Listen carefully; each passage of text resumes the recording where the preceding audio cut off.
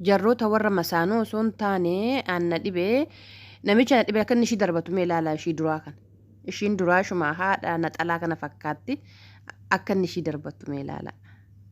garuu isheedhuma irraa dursa yookiin daa'ima qabata ishee sun daa'ima ijoollee ammaa kana fakkaatti akka inni ishii rukutu ishii duraa isheen duraa ishuma shishiin uffatte kana fakkaatti gaambee kulleeni inni mee akka inni addaan fo'u ilaala. Ishee sana kottuun deemnadhaan harka qabe kottuun deemnadhaan isheen immoo lakkanumtu ajabaa fadhu malee ta'u jettiin akkas jedheet immoo inni ishii sana durkuchuutti deema waan akkanaa jira namichum tokko maaloo dhiistamme amma daraa rabbi warroonni masaanoo jechuudha masaanollee namni jaalatu hin jiraadhee yaadu ta'ullee akkasitti karaa irratti warra kuchuun wal salphisuun shaggaa miti hin bareedduu yookiin illee namichichuma sana tokko keessa takka dhiistee jabduu nuu taate dhiistee deemudha malee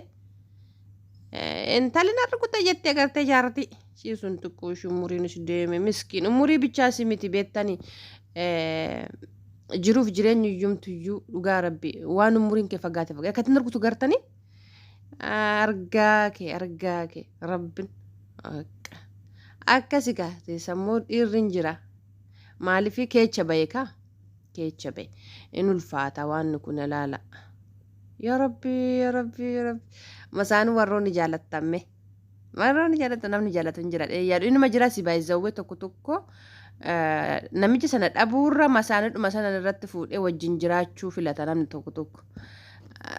waan akkanaa baay'isu garuu iddoo ta'ee nama tokko wajjin iddoo jiraatanii gaariidha nama lama akkasitti hin bareedu masaanummoo iddoo ta'ee immoo walirraa fagaatanii iddoo jiraatanii gaariidha akkatti inni ishii darbatu akkatti yaa rabbii kiyya isaan kuban qaban kaameraa kan amma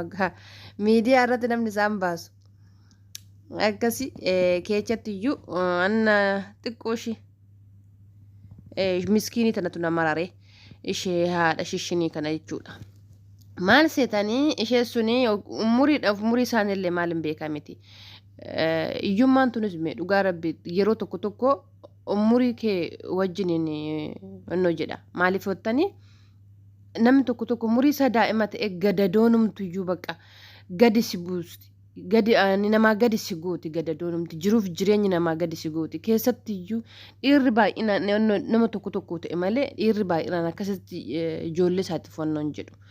Akkasitti luqqaatee bifa ishii jijjiirrattee ijoollee ishiitiif yoo kana ijoollee qabdi beektani ijoollee qabdi ishii sanaan yookiin fi warroota biyya kanaa dhufan ta'a biyyan baatanaa ishee wajjin shaashambaa jedha garuu numa wallaale waan hundaafiyyuu rabbi sabirii isaaf akka mee kan ishii darbu mee ilaalaa daraa rabbi maali namni tokko gagamaan dhugaa rabbi fuutee dubartii rukutaa sayyuu bakkeetti baase. Arachitti si hambisu rabbiin egaa isaan keechallee maaluma nagaa ishee xiqqoo baay'ee naare maaliif hottanii ishee sun durii ishiinis numa bareeddi arraan tana gadi caccabdee ijoollee isheetiif ta'a isheen kun rifeensa shaashambaa guuti mee ilaalaa xaatidhamee qeerroodha isheen ganaadha akkasi rifeensa shaashambaa gochaa fuuldura deemti kottu jettiin kottu jedhan innis kottu. Isheen ganaadhuma rukutee ishee miidhu malee jetti garuu inni kottu hin deemnadhaan akkatti isheen rukuttu mee ilaalaa inni immoo akkatti inni ishii darbatu mee rabbinuma sodaatu be irratti isayyuu niitii fidee ganaammoo yoo kana mee daa'imni manaan beelofti wanti hin barattu hin qabdu waan nyaatte bultu hin qabdu goojjoo saadoo dhaxxanii yookiin namni seenuyyuu miti inni ganaaniiti lammataa fuudhaka. Maaliifi ala isheen himtammaa waxxaatiin tuni jechuudha isheen amma rifeensa hidhachaa jirtu kun alatti isaa garte malee isa quban qabdu yaa abbi. Dhugaa rabbi irratti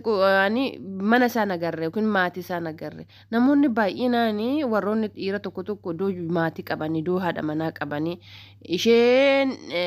masaanitti yookiin ishii lammataa kan nan dhaba jedhaniit sobu haadha manaan qabu ijoolleen qabu booddee akkasitti rabbiin hoggaa ifa baase egaa qaana'uu dhufaa nama wajjin akkasitti wal dhabuu dhufaa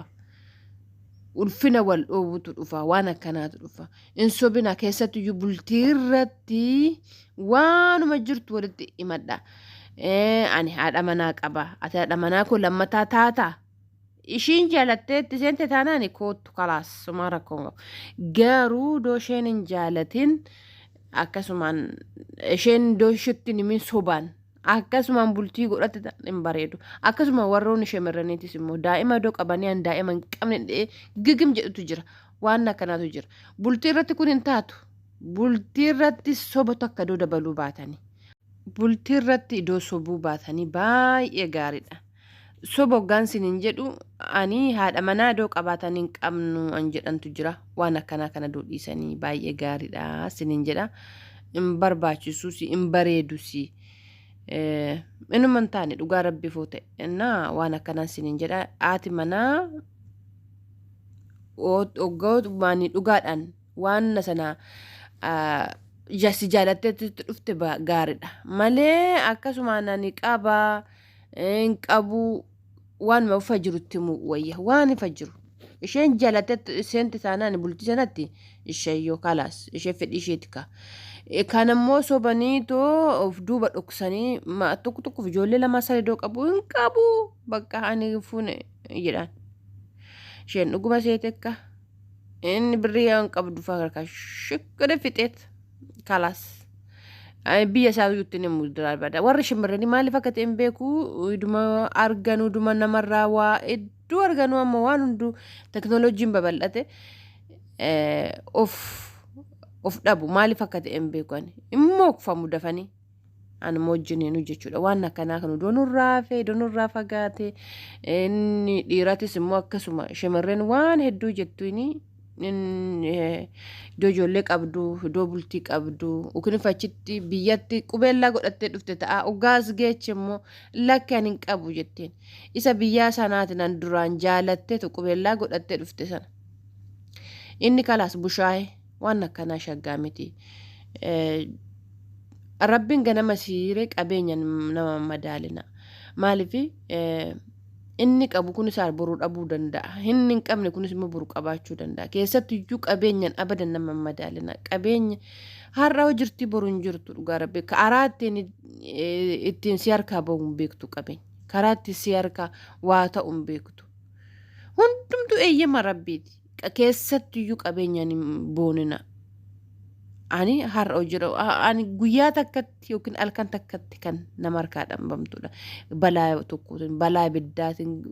balaa garagaraatiin qabeenya jechuun fayyaa ofiiti tokko an jedhu kana qabaatte taanan kalaas eenyumtiyyuu hojjetee argatudha eenyumtiyyuu kan hojjeteetu guddatudha shamarrees haa ta'u dhiiras haa ta'u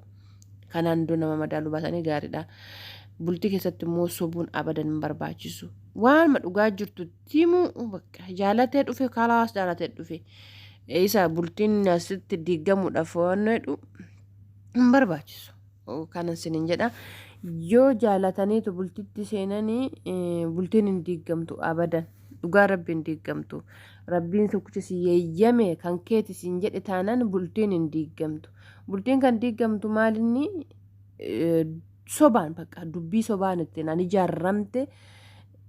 rabbiin kan isiin eeyyamne dhuguma inuma diigamti waan akkanaati kanas sinin jedha